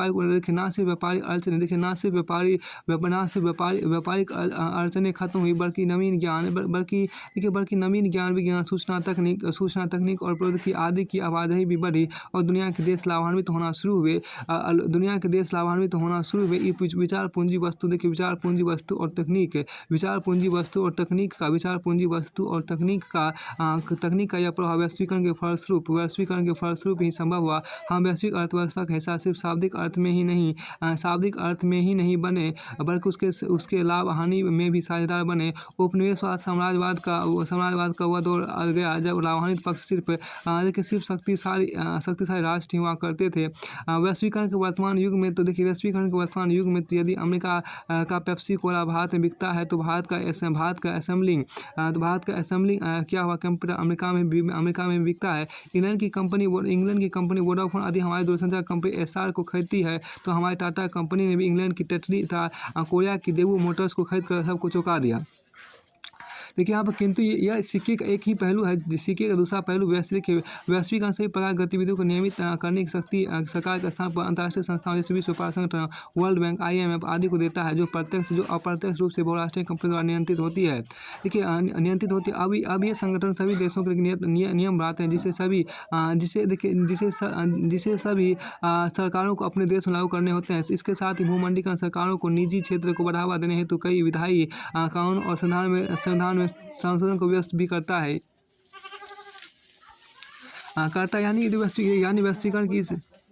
वैश्वीकरण के इस रूप से देश की संप्रभुता को गंभीर आघात पहुंचता है। इसके अतिरिक्त वैश्वीकरण सांस्कृतिक समरूपता पर जोर देते हुए विदेश की सांस्कृतिक पहचान पर भी हमला करता है। आज भारत जैसे देश की भाषा में देखिए आज भारत जैसे देश की भाषा अंग्रेजी का जोर और इंग्लिश का चलन तथा जीन्स पैंट और पिज्जा बर्गर का बढ़ता प्रचलन वैश्वीकरण के प्रभाव को ही निरूपित करता है। इन सब कारणों से लगता है जैसे वैश्वीकरण राष्ट्र की अवधारणा को देखिए यहाँ पर क्या राष्ट्र की अवधारणा को कमजोर करने को आतुर है। भला किसी देश की संप्रभुता, निर्णय लेने की क्षमता, रहन सहन, खान पान तथा भाषा और संस्कृति में दखल अंदाजी करने वाले वैश्वीकरण को अच्छा कैसे कहा जा सकता है। ऐसी परिस्थिति में वैश्वीकरण नकारात्मक मालूम पड़ता है। जिस देश की मिट्टी में हम पले बड़े, जिस विचार विचार व्यवहार संस्कार को हमने आगे देखिए आपको जिस आचार विचार व्यवहार संस्कार को सीखकर हमने आगे बढ़ना सीखा, जिस सांस्कृतिक विरासत को हमारे पुरखों ने मेहनत से सजाया संवारा हमें भेंट किया था, जिस आज़ादी को अक्षुण्ण रखने की जिम्मेदारी हम पर है, उसे क्या वैश्वीकरण की आड़ में बर्बाद होने दिया जा सकता है। देखिए जिस तरह से अपनी माँ से बच्चों का लगाव होता है, वैसे ही अपने देश से सजग नारी का भी जुड़ाव होता है। यही राष्ट्रवाद का उत्सव है। देखिए आधुनिक लोकतंत्र की तरह राष्ट्रवाद भी यूरोप की ही देन है। वेस्टफेलिया की संधि 1648 के जरिए नेशन स्टेट की पहचान को स्पष्ट किया गया है, किंतु राष्ट्रवाद का प्रतिपादक जॉन गॉटफ्रेड हर्डर था, जिसने 18वीं सदी में पहली बार इस शब्द का प्रयोग करके जर्मन राष्ट्रवाद की नींव डाली। उसके मूल उत्पत्ति आर्य और समान भाषा का हवाला देकर जर्मनों को एक राष्ट्र के रूप में संगठित होने का आह्वान किया। लेकिन फ्रांसीसी दार्शनिक अर्नेस्ट रेनन ने 19वीं सदी के मध्य में इस विचार को नकार दिया कि राष्ट्र सिर्फ समान भाषा, धर्म या नस्ल या क्षेत्र से बनता है। यहाँ पर आपको 19वीं सदी के मध्य में 19वीं सदी के मध्य में जिस विचार को 19वीं सदी के मध्य में इस विचार को नकार दिया कि राष्ट्र सिर्फ समान भाषा, देखिए राष्ट्र सिर्फ समान भाषा, नस्ल या धर्म या क्षेत्र से बनता है। दरअसल एक राष्ट्र लंबे प्रयासों, त्याग और निष्ठा यहाँ देखिए क्या है कि दरअसल एक राष्ट्र लंबे प्रयासों, त्याग और निष्ठा का चरम बिंदु होता है। यहाँ देखिए एक खास बात जो कहा गया, शौर्य वीरता से युक्त अतीत महान पुरुषों के नाम और गौरव, यह वह सामाजिक पूंजी है जिस पर राष्ट्रीय विचार आधारित किया जाता है। अतीत में समान गौरव का होना, वर्तमान एक समान इच्छा संकल्प का होना, साथ मिलकर महान काम करना और आगे ऐसे काम करने की इच्छा एक जनसमूह होने की जरूरी शर्त है। अतः राष्ट्र एक बड़ी और व्यापक अतः राष्ट्र एक बड़ी और व्यापक एकता है। देखिए राष्ट्रों का अस्तित्व में होना एक अच्छी बात है, बल्कि ये ज़रूरत भी है कि उनका उनका होना स्वतंत्रता की गारंटी है। और अगर यहाँ देखिए क्या और अगर दुनिया में केवल एक कानून और उसका केवल एक मालिक होगा तो स्वतंत्रता का लोप हो जाएगा। इस अर्थ में राष्ट्रवाद अपने उच्चतम सकारात्मक लक्ष्यों के रूप में प्रदर्शित होता है। यही राष्ट्रवाद यूरोप में राष्ट्र राज्यों का आधार बना और आज पूरी दुनिया में राष्ट्र रहित राज्य शायद कोई नहीं है। देखिए अपनी मातृभूमि से अतिशय प्रेम लगाव का भाव सामान्य मानवों का चित्र होता है। दुनिया भर में इसके चमत्कारिक प्रभाव हुए, सकारात्मक और नकारात्मक भी। अपने सकारात्मक प्रभाव में इससे आबादियों को समान स्रोत या अतीत, समान रूप, रंग, समान भाषा और संस्कृति के आधार पर संगठित किया और उनकी मुक्ति का माध्यम बना। उपनिवेशवाद और साम्राज्यवाद उपनिवेशवाद और साम्राज्यवाद के खिलाफ विभिन्न देशों में जो आज़ादी की लड़ाई लड़ी गई वह इसी राष्ट्रवाद के परिणाम स्वरूप था। किंतु अपने नकारात्मक प्रभाव में से एक राष्ट्रीयता को दूसरी राष्ट्रीयता के साथ घोर घृणा, भीषण प्रतिद्वंदिता और संघर्ष में उतार दिया। या देखिए अपने पूरे उफान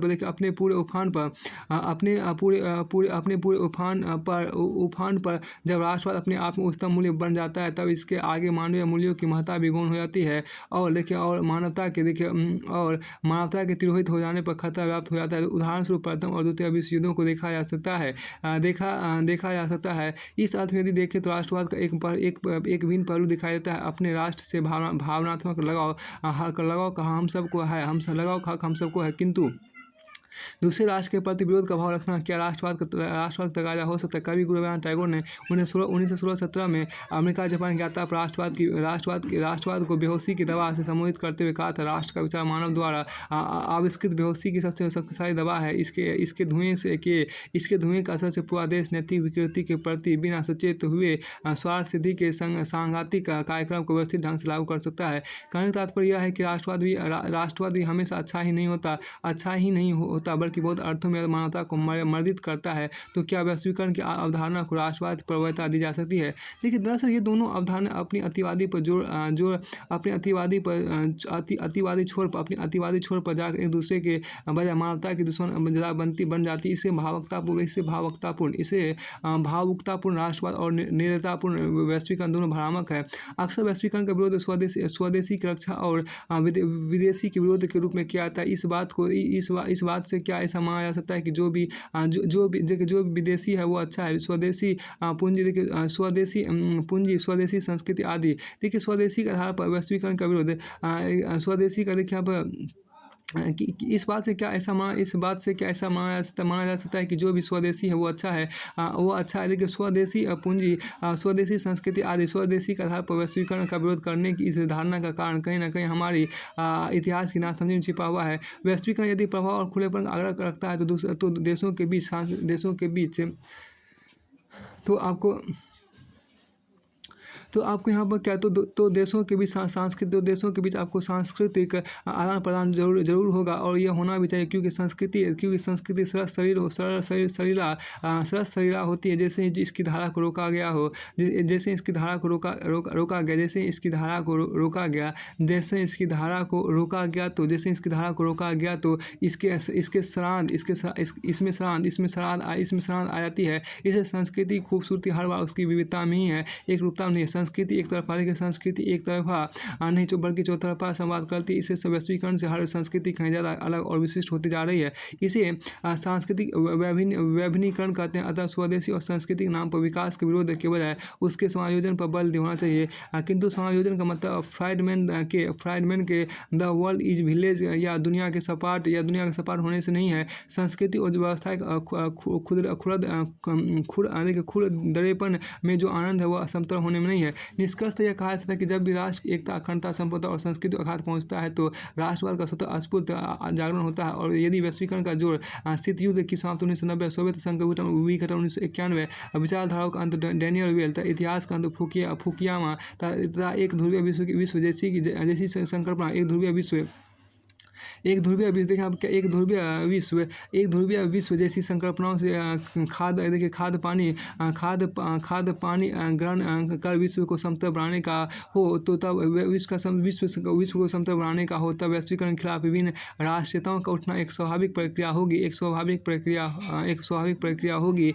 किंतु यदि वैश्वीकरण राज्यों के हाथ में अत्याधुनिक प्रौद्योगिकी देकर नागरिकों को उत्थान हेतु बल प्रदान करता है, पूंजी प्रभाव बढ़ाता है तथा विकास को बढ़ावा देता है, तो निश्चित रूप से राज्यों की सीमा और कानून के शिथिल पड़ने की संभावना से भी इनकार नहीं किया जा सकता है। फिर भी हमें यह नहीं भूलना चाहिए कि वैश्वीकरण के आड़ में पश्चिमीकरण या द वर्ल्ड इज फ्लैट का विचार हो अथवा राष्ट्र राज्य एवं संस्कृति रक्षा के आड़ में चरम राष्ट्रवाद का उद्भव, दोनों ही स्थितियाँ मानव के हानिकारक है। अतः इसके संतुलन पर जोर होना चाहिए ताकि बिग ऑयल जैसी कंपनी दूसरे देशों में कानूनी लूट ना कर सके, ना ही अरब स्प्रिंग जैसी घटना हो। यह बात सच है कि इतिहास की बढ़ती धारा को मोड़ा नहीं जा सकता, इसलिए उसे अधिक पारदर्शी और जनहितैषी बनाना हमारा पवित्र कर्तव्य है। तो आपको आगे यहाँ पर है देखिए हम जो कहा गया भारत के भूमंडलीकरण के निहितार्थ और संस्कृति पर पड़ता उसका प्रभाव। देखिए भारत के भूमंडलीकरण के निहितार्थ और संस्कृति पर पड़ता उसका प्रभाव देखिए यहाँ पर। अब एक खास बात देखिए यहाँ पर तरुण रोज शाम 8 बजे डिनर करके काम पर निकलता है। वह पूरी रात एक कॉल सेंटर में काम करता है। दिन में वो तरुण होता है, जबकि रात में दफ्तर में घुसते ही वह टॉम बन जाता है। इस काम के दौरान वह एक नया लहजा अख्तियार कर लेता है। वह हज़ारों किलोमीटर दूर बसे अपने ग्राहक से एक नई भाषा में बात करता है। तरुण एक ऐसे आदमी को अपनी सेवा प्रदान कर रहा है जिसे वह ना जानता है, ना ही उससे कभी मुलाकात ही संभव। फिर भी आज ही उसका काम है जिसके बारे में 2 दशक पहले सोचा भी नहीं जा सकता था। तरुण की छुट्टियां भी भारतीय कैलेंडर से नहीं बल्कि अमेरिकी कैलेंडर से मेल खाती है, जहां उसके ग्राहक हो रहते हैं। इसमें इनो चाचा बहुत दिनों से अपने घर के लिए एक चटाई और बेटे के लिए एक साइकिल खरीदना चाह रहे थे। आखिरकार उन्होंने एक साइकिल और चटाई खरीदी जो बनी तो चीन में थी लेकिन बिक भारत में रही थी। देखिए अब क्या इसकी कीमत इनो चाचा की जेब के माफिक पड़ी और क्वालिटी भी जच गई।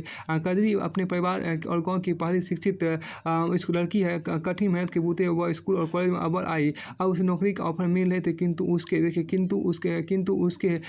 उसके कुछ परिवार वाले उसकी नौकरियों का विरोध कर रहे थे। परंतु अवसर की उपलब्धता कारण कजरी नौकरी करने का फैसला लिया, जिसके बारे में उसके परिवार की महिलाएं सोच भी नहीं सकती थी। ये तीनों उदाहरण भूमंडलीकरण का एक न एक पहलू दिखाते हैं। पहले उदाहरण में तरुण सेवाओं के वैश्वीकरण में भागीदारी कर रहा है। इनो चाचा द्वारा खरीदे गए सामान से हमें विश्व के एक भाग से दूसरे भाग में वस्तुओं की आवाजाही का पता चलता है। और कजरी के सामने परंपरा, संस्कृति और जीवन मूल्यों से टकराहट अवसर के साथ होने की दुविधा दिखाई देती है। रोजमर्रा की जिंदगी में दृष्टिगोचर होने वाले इन उदाहरणों से महसूस होता है कि भारत में भूमंडलीकरण के विविध निहितार्थ है जिसे समझने की आवश्यकता है। फिर आपको देखिए यहाँ पर भूमंडलीकरण विश्वग्राम की संकल्पना से जुड़ा है। यानी कि आपको क्या कि भूमंडलीकरण विश्व ग्राम की संकल्पना से जुड़ा है। समान तौर पर भूमंडलीकरण या वैश्वीकरण का अर्थ संपूर्ण विश्व और समस्त मानवता के बीच आर्थिक, सामाजिक, सांस्कृतिक और राजनीतिक आदान प्रदान है। यानी भूमंडलीकरण शब्द संस्कृति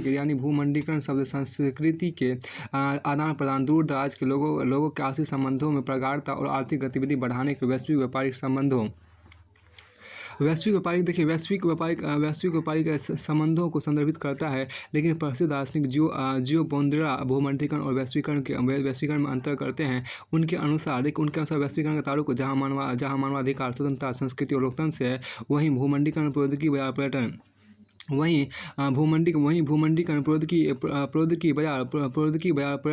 देखिए वहीं भूमंडलीकरण पर्यटन और सूचना से ताल्लुक रखता है। यदि इन अर्थों में देखें तो भूमंडलीकरण का संबंध विनिमय से, जबकि वैश्वीकरण का संबंध आपको विचार मूल्य से जुड़ता है। और कहा यह जाता है कि विनिमय का भूमंडलीकरण मूल्यों के वैश्वीकरण का अंत कर देगा। इस विवेचना से वैश्वीकरण अच्छा या भूमंडलीकरण बुरा प्रतीत होता है, पर ये दोनों एक ही सिक्के के 2 पहलू है जिनका जुड़ाव देखिए यहाँ पर क्या जिनका जुड़ाव व्यापार, बाजार और समाज सबसे है। एक अवधारणा के रूप में भूमंडलीकरण अकेला नहीं आया, बल्कि उदारीकरण बल्कि यह उदारीकरण और निजीकरण जैसी आर्थिक संकल्पनाओं से कदमतार करता आया है। भूमंडलीकरण, उदारीकरण और निजीकरण की नीतियों का प्रभाव प्रत्यक्ष प्रभाव माना जाता है। इसका अर्थ आंतरिक अर्थव्यवस्था को शेष विश्व से और बेहतर तरीके से जोड़ना। अब सवाल उठता है कि क्या 1990 के दशक से पहले दुनिया में विचार या वस्तु विनिमय नहीं था? देखिए, क्या इससे पहले विश्व के देशों में आपसी संपर्क नहीं था? क्या पहले दुनिया की अन्य घटनाओं का प्रभाव दूसरे देशों पर नहीं पड़ता था? तो जवाब होगा बिल्कुल। देखिए, तो जवाब होगा बिल्कुल। देखिए, बिल्कुल पहले भी दुनिया के देशों के बीच आपसी संपर्क बहुत गाढ़ा और मजबूत था। यानी भूमंडलीकरण सदियों पहले आरंभ हो चुका था। भले ही इसे अलग युगों में अलग नाम दिया गया हो। दूसरी बात यह है कि हमारी पृथ्वी पर रहने वाले प्राणी हमेशा ही परस्पर निर्भर रहे और उन्हें मनुष्य जाति के एक होने का एहसास भी रहा, जिससे इससे प्रथम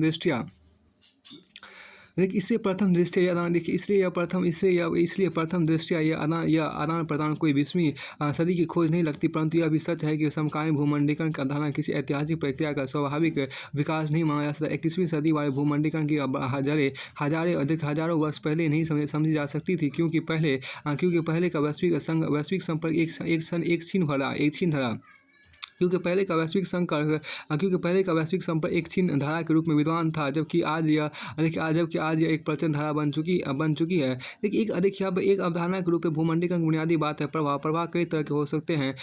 विश्व के एक हिस्से के विचारों का दूसरे हिस्सों में पहुंचना, वस्तुओं का कई देशों में पहुंचना और उनका व्यापार तथा बेहतर आजीविका की तलाश में दुनिया के विभिन्न हिस्सों में लोगों की आवाजाही, यह सबसे जरूरी बात है। विश्वव्यापी पारस्परिक जुड़ाव जो ऐसे प्रभावों की निरंतरता से पैदा हुआ और कायम भी। यानी यह एक बहुआयामी अवधारणा है जो भारत समेत पूरी दुनिया को अपनी आगोश में ले चुका है। हालांकि भूमंडलीकरण का कोई एक कारण जिम्मेदार नहीं है, फिर भी प्रौद्योगिकी अपने आप में एक अपरिहार्य कारण आपको साबित हुए हैं। देखिए, इसमें कोई शक नहीं कि टेलीफोन और माइक्रोचिप के नवीनतम आविष्कार ने विश्व के विभिन्न भागों के बीच संचार की क्रांति कर दिखाई है। इससे विचार, पूंजी, वस्तु और लोगों के विश्व के विभिन्न भागों आवाजाही की आसानी प्रौद्योगिकी में हुई तरक्की के कारण संभव हुई। इन प्रभावों की गति में अंतर हो सकता है, जैसे दुनिया के विभिन्न भागों के बीच पूंजी और वस्तु की गतिशीलता लोगों को आवाजाही की तुलना में ज़्यादा तेज और व्यापक होगी। बहरहाल, संचार साधनों की तरक्की और उनकी उपलब्धता मात्र से भूमंडलीकरण अस्तित्व में आया हो, ऐसी बात नहीं है। जी हाँ, जबकि यहाँ जरूरी बात यह है कि विश्व के विभिन्न भागों के लोग अब समझ रहे हैं कि वे आपस में जुड़े हुए हैं। आज हम इस बात को लेकर सजग हैं कि विश्व के एक हिस्से में घटने वाली घटना का प्रभाव विश्व के दूसरे हिस्से में भी पड़ेगा। बर्ड फ्लू अथवा सुनामी किसी एक राष्ट्र की हदों में सिमटे नहीं रहते। ये घटनाएं राष्ट्रीय सीमाओं का जोड़ नहीं मानती। ठीक इसी तरह जब बड़ी आर्थिक घटनाएं होती तो उनका प्रभाव उनके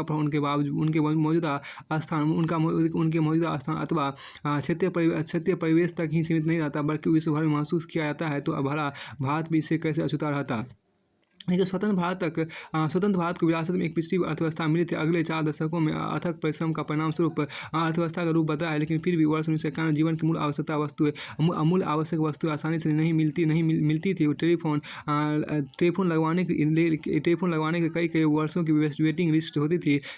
स्कूटरों का भी यही हाल था। रसोई गैस आसानी से नहीं मिलती थी और कुछ ऐसा ही हाल दूध और डबल रोटी का भी था। विदेशी ब्रांड के कपड़े महानगरों में बहुत कम दुकानों पर मिलते तस्करी का बोलबाला था। ये सब परिणाम उन नियंत्रणों और लाइसेंस राज के जिनका पालन 1950-1991 की अवधि में किया गया।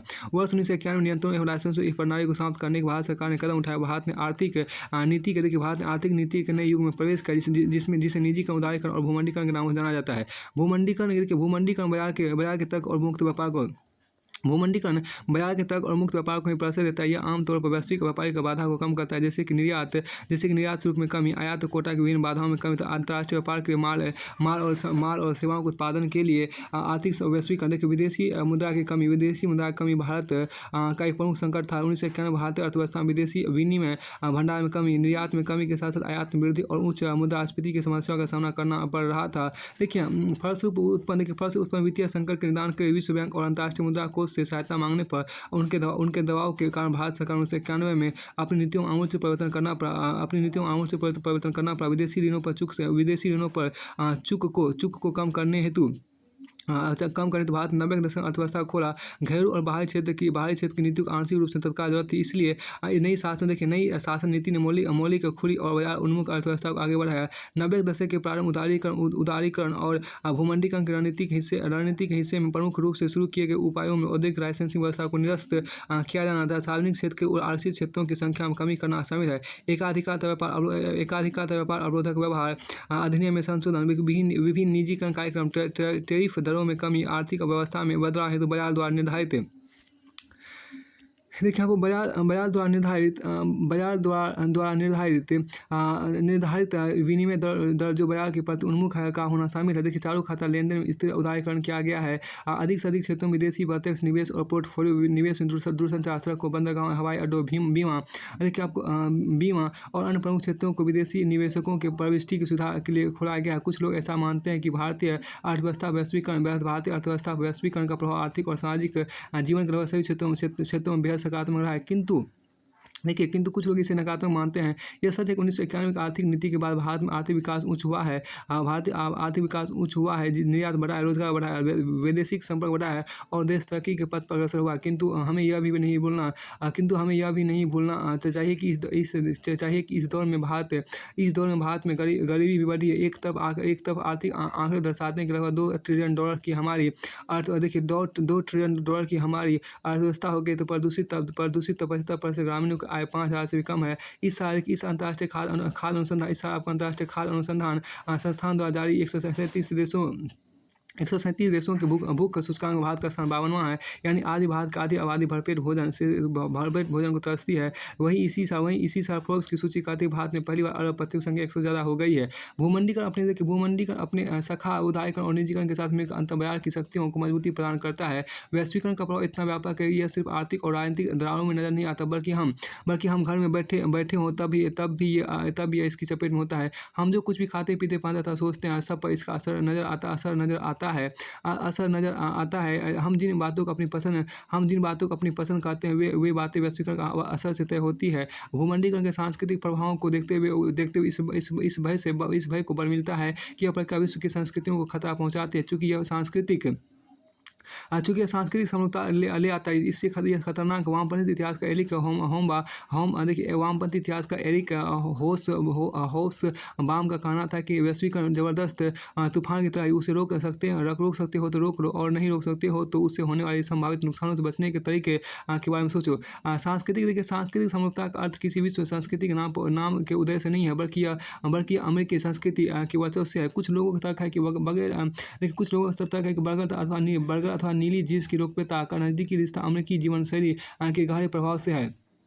दरअसल भूमंडीकरण के इस दौर में सिर्फ एक ही संस्कृति विकसित हो रही है और वो है बाजार की संस्कृति। व्यापार का पुराना नियम था मांग के अनुसार पूर्ति। वैश्विक बाजारवाद ने नियम एकदम बदल दिया। अब पूंजीवादी उत्पादन प्रणाली अपना उत्पादन इस नजरिए से करते हैं कि किस चीज़ को बनाकर अधिकतम मुनाफा बटोरा जा सकता है। फिर वह उद्योगपति अपने प्रोडक्ट की मांग पैदा करता है। उस मांग को बार बार ऐसा बताया जाता है जैसे उससे बेहतर और कुछ होगा ही नहीं। हलवाई द्वारा बनाई गई परंपरागत मिठाइयाँ हमारी संस्कृति में पर्व त्योहार का अटूट हिस्सा रही है। किंतु भूमंडीकरण के इस दौर में लोग अब पर्व त्योहार में मिठाइयाँ नहीं बल्कि कैडबरी की चॉकलेट उपहार से देते हैं। यह अनायास नहीं है, बल्कि इसके पीछे प्रचार तंत्र का भारी बरसात होता है। जब दीपावली या कोई पर्व त्योहार आता है तो टीवी पर एकाएक नकली खोए वाली इतनी खबरें दिखाई जाती है कि लोग परंपरागत मिठाइयों को लेने के बजाय कैडबरी की चॉकलेट खरीद लेते हैं। और जब भी हम ये डिब्बा बंद चॉकलेट खरीदते हैं, तब कहीं ना कहीं अपने लोगों के पैसे को मारकर हम दूर देश में बैठी किसी विदेशी कंपनी को मुनाफा दे रहे होते हैं। यानी हमारे पर्व त्योहार, पहनावा, खान पान, रहन सहन तक को हम बदलने में भूमंडीकरण महत्वपूर्ण भूमिका निभा रहे हैं। देखिए यद्यपि संस्कृति और विकास का विमर्श हमेशा से चलता आया है, परंपरा और आधुनिकता का संघर्ष हमेशा से होता आया है और इन्हीं सब के बीच मानवता अग्रसर रही है। लेकिन ग्लोबलाइजेशन के युग में आज यह प्रश्न इस अर्थ में समीचीन है कि क्या विश्व की सांस्कृतिक समरूपता वैश्विक उत्थान का परिचायक है या मानवीय ह्रास का। देखिए विकास हेतु एकरूपता जरूरी है या विविधता विविधता तथा भूमंडलीकरण द्वारा प्रायोजित सहमति का यह उद्योग विश्व कल्याण हेतु है या अमेरिकी कल्याण हेतु। हालांकि ये प्रश्न विशेष उत्तर की मांग करते हैं, तथापि यह जरूर कहा जा सकता है कि यह मान लेना एक भूल है कि वैश्वीकरण के सांस्कृतिक प्रभाव सिर्फ नकारात्मक ही होते हैं। संस्कृति कोई जड़ वस्तु नहीं बल्कि एक चलायमान होती है। मौका मिलने पर ये चौतरफा संवाद करती है। हर संस्कृति हर समय बाहरी प्रभावों को स्वीकार करती रहती है। कुछ बाहरी प्रभाव नकारात्मक होते हैं क्योंकि इससे हमारे पसंदों में कमी आती है। कभी बाहरी प्रभाव से हमारे पसंद नापसंद द्वारा बढ़ता है, तो कभी इनसे परंपरागत सांस्कृतिक मूल्यों को छोड़े बिना संस्कृति का परिष्कार होता है। बगैर मसाला डोसा का विकल्प नहीं है। इसलिए देखिए आप क्या, इससे बर्गर से वस्तुतः कोई खतरा नहीं है। इससे हुआ मात्र इतना ही कि हमारे भोजन की पसंद में एक नई चीज़ और शामिल हो गई है। दूसरी तरफ नीली जीन्स भी हथकरघा पर बुने खादी कुर्ते के साथ खूब चलती है। जीन्स के ऊपर कुर्ता पहनने का चलन अमेरिकियों में भी आ रही है और हम कुर्ता का निर्यात भी कर रहे हैं। इससे यह साबित होता है कि सांस्कृतिक समरूपता वैश्वीकरण इससे यह साबित होता है कि सांस्कृतिक समरूपता वैश्वीकरण एक पहलू है, किंतु वैश्वीकरण से इसका उल्टा प्रभाव भी पैदा हुआ है। वैश्वीकरण से हर संस्कृति कहीं ज़्यादा अलग और विशिष्ट होती जा रही है। इस प्रक्रिया को सांस्कृतिक वैश्वीकरण कहते हैं। जैसे इंग्लिश बोलने वाली एक पीढ़ी भारत की हिंदी पट्टी विकसित हो गई, जो अन्यथा नहीं है। ऐसा नहीं कि संस्कृतियों के मेलजोल में उनकी ताकत का सवाल गौण हो गया, बल्कि हमें यह याद रखना चाहिए कि सांस्कृतिक प्रभाव एक तरफा नहीं होता है। लेकिन निष्कर्षतः यह कहा जाता है कि भूमंडलीकरण का प्रभाव परिणाम बल्कि निष्कर्षतः यह कहा जा सकता है कि भूमंडलीकरण का प्रभाव परिणाम सकारात्मक और नकारात्मक दोनों है। संपूर्ण विश्व के भूमंडलीकरण की मंशा व्यापारिक उदारता, निजीकरण और सांस्कृतिक निकटता आधारित है, जिसका शिकार भारत में भी होता आया है। आज भारत वैश्विक रंगमंच पर अपनी भूमिका निभाने को आतुर है। तो इसके पीछे भूमंडलीकरण की ताकत भी शामिल है। देखिए बेशक भारत के भूमंडलीकरण पूर्णतः सकारात्मक नहीं रहा है, फिर भी इसे सिरे से खारिज करना संभव नहीं है। यदि प्रतिक्रियावादी चश्मे से भारत पर भूमंडलीकरण के असर का मूल्यांकन करेंगे तो यह नकारात्मक ही लगेगा, किंतु यदि निरपेक्ष दृष्टि से रखें तो यह भारत के विकास में सहायक भी दिखता है।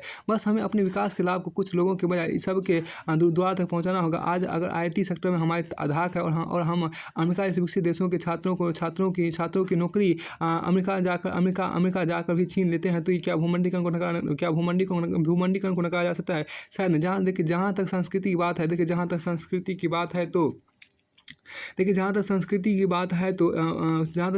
की बात है तो मानव मजबूत संस्कृति कभी मिटा नहीं करती, बल्कि उनका रूपांतरण होता है। और संस्कृति की खूबसूरती उसकी विविधता में है, न कि एकरूपता में। इससे भारत सांस्कृतिक समन्वय का जीता जाता उदाहरण है। फिर भी यदि सहमति गढ़कर संस्कृति को भ्रष्ट हमें वहीं तक करना चाहिए जहाँ तक विचार सूचना विज्ञान के क्षेत्र में हो, क्षमा करुणा दया अहिंसा संवेदना मैत्री और शांति के पक्ष में हो। वह कॉपरेटिव ना होकर वह कॉम्पिटिटिव ना होकर पूरा कॉम्प्लीमेंट्री हो। वह कॉम्पिटिटिव ना होकर पूरा कॉम्प्लीमेंट्री हो, वरना हम स्वर्ग का सपना देखते देखते कहीं नर्क में ना पहुंच जाएं। फिर आपको आगे यहाँ देखिए कहा गया